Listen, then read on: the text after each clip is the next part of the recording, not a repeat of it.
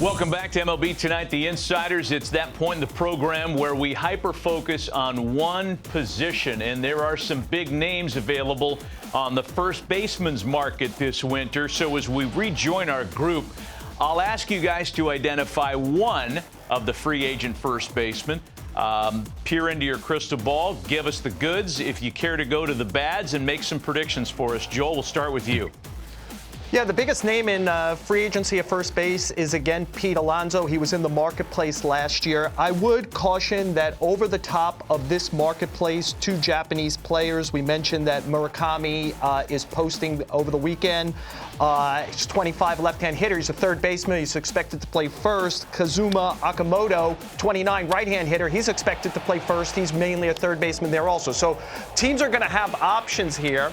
But Alonso was given a pillow contract last year, essentially $30 million. We should all get that pillow. And honored it. He finished second in the majors in RBIs, fifth in extra bases, eighth in homers. He's one of the foremost power hitters in baseball. But the marketplace didn't like him last year because of age, and he got a year older. He'll play 31 this year. And because the market doesn't like right-hand throwing, right-hand hitting, non-athletic, non-defending first baseman.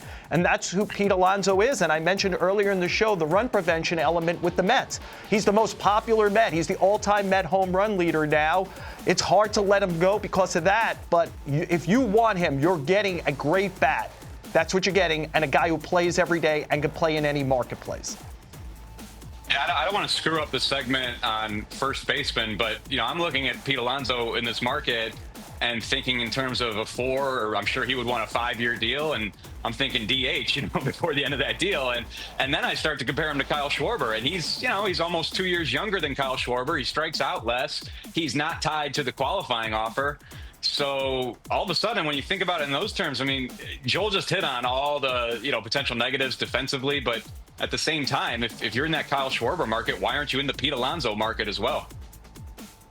Yeah, and I think there's going to be a nice merry-go-round. There's availability for first base / DH this offseason for sure. You look at Seattle, the Mets, obviously, the Giants, Arizona, Detroit. How about if Alonso doesn't re-sign with the Mets? He goes to San Francisco. You go from, Kung Fu Panda Bear to Polar Bear in San Francisco. You can hit home runs to left field in San Francisco. Pair him with Chapman and Adames. That's not a bad, middle of the lineup. And there's money to be spent there. Josh Naylor, maybe going back to Seattle would make sense, but him leaving Arizona leaves an opening for the Diamondbacks, who of course want to get back to the postseason. So I think the market for first baseman is going to be pretty good, and we're just going to see a little bit of a merry-go-round. But it does start with Alonso. There's certainly some talent after him as well. It does feel like, to me, from the outside, Joel, you're closer to it, the Mets and Alonso just feel like a marriage that isn't going to break up. But you never know. And once he falls, I think that domino will start to go, and we'll see a good, robust market for those kinds of hitters. Yeah, let's work through the rest of this list. And, Anthony, I'll throw Josh Naylor to you, a player that if you liked him before, you like him even more after a great postseason, high baseball IQ, run producer. I would imagine he's going to have a lot of people knocking. Yeah, I loved watching this guy play on a regular basis here in Cleveland, during his time here. I say this in the most loving way. He's a lunatic on the field. Like, he leaves nothing to the imagination in terms of his intensity, hustling down the line, etc. I understood the trade they made a year ago, and part of that was just the body, the concern about the way that body would age. Now, he did slim down a little bit in his tenure there with Arizona and Seattle, and you saw the intelligence. I don't think 30 bases a year, 30 steals a year is going to be Josh Naylor's new floor. But I do think that spoke to his instincts and intelligence, on the field. And, you get the contact to go with the power. I like this player a lot. Yeah, he's got that winner label. And, hey, I'm going to steal some bases right before free agency. That can't hurt a guy's market, right? And what's interesting to me is maybe some of the second-tier spenders maybe getting involved in some hitters like a Josh Naylor. I don't know, it could be the Reds. I've heard rumors that the Pirates, and I hear this every year, they might spend on a hitter or two. And Naylor kind of fits those profiles as well as the contending team. So I think I think he did himself a huge favor in the second half of that season, and I think his market will be robust, as I mentioned before. You know, we just saw the Blue Jays get as close to winning a World Series as you could possibly get without actually winning a World Series, and their profile was essentially Josh Naylor. They get the ball in play, but do it with some power. They defend well, and they're really smart, as those stolen bases showed. So I think the fact that he almost beat the Blue Jays in the ALCS, he hit 3 homers in that series, and he plays to that style, will make this a player that a lot of people are interested in. He's still only 29. He has a 124 OPS plus over the last 4 seasons. He's not a flash in the pan.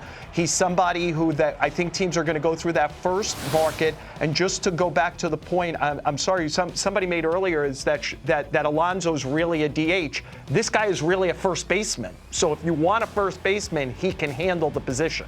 And he's really a Canadian. I mean, Rob Ducey on line 1. Let's get him signed up there. I want to kick around another name off this list, and Jesse, we'll start with you. Luis Arraez is a fascinating player in this market, whether we're talking about first baseman or any other position. The Tigers could use a guy with bat-to-ball skills like that, as could probably, 29 other teams in the big leagues. What do you make of his free agency, and who are some of the suitors? Yeah, I mean, I agree with you. Bat-to-ball contact skills are good, but I don't think he's going to hit a big payday. I just don't think that profiles well for a first baseman, some of the things that he can do. It'll be sort of interesting what that contract looks like. I just don't see an enormous number for him. But I also think that he's kind of a guy you eventually get to and sign. He's not going to sign first week of the GM or winter meetings. So I'm a little maybe down on his market. I don't know what you guys think about it. But Luis Arraez isn't a name that's generating a lot of conversation among the people I talk to. I think Jesse used the key word there, name. He has name recognition with fans. He's won batting titles. So I think among fans, he's well appreciated. Among major league executives, especially those of the more analytic built, he doesn't defend well, he doesn't run well, and there's no power element. It's all in his batting average. And his batting average this year was the lowest of his career. It's still good comparatively to the sport. It's 292. But where are you putting him in the field? He's not really a second baseman. He doesn't profile power-wise for first base. He feels like an ad late in the market for somebody who missed out in other places and has enough power. I'll use an example, and I don't know if this team is interested. The Angels have a lot of power in a variety of places. Can they use some batting average as a kind of part-time second baseman, part-time first baseman, part-time DH if Trout isn't doing that permanently moving forward? That feels like the kind of place. You're going to have power elsewhere and an ability to maybe live with a problematic defensive player in an area. Yeah, he's a complementary piece in the right lineup. And we always, like the Blue Jays, when we talk about players putting the ball in play and they play good defense, like it always seems to go together. They put the ball in play and they play good defense, but this guy's battled knee issues his whole career, so very strong defensive limitation there. So you're just not getting that element of it. So if you want a modern day litmus test of what batting average is worth, we're about to see it in Luis Arraez's market. And I do think he'll end up in that next tier of clubs who are trying to round something out. I'm thinking about teams like the Rangers or Diamondbacks or maybe the Twins.